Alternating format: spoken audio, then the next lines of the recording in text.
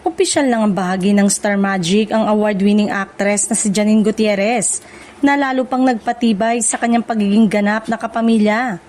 Ang naturang anunsyo ay agad ikinatuwa ng kanyang mga tagahanga na matagal nang sumusubaybay sa kanyang journey sa showbiz. Matatanda ang noong 2021 ay opisyal nang lumipat si Janine sa ABS-CBN at mula noon ay sunod-sunod na ang kanyang naging proyekto. Isa sa kanyang unang serye bilang kapamilya ang Marry Me, Marry You, kung saan ipinakita niya ang kanyang husay sa romantic drama.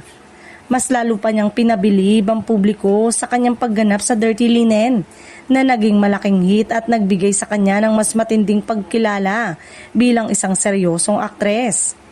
Dahil dito, mas lumawak ang kanyang fanbase at mas tumibay ang kanyang pangalan sa industriya.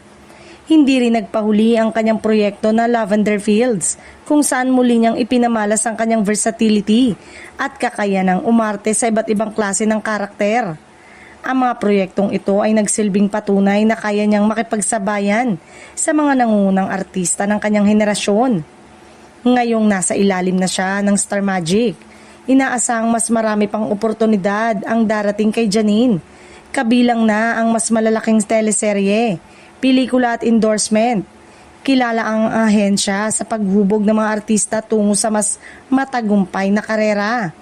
Kaya naman mataas ang inaasahan sa susunod niyang mga proyekto.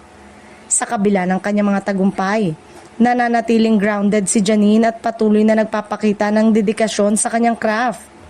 Kaya naman hindi nakapagtatakang marami ang excited kung ano pa ang kanyang susunod na gagawin bilang isa sa pinakabagong official artist ng Star Magic.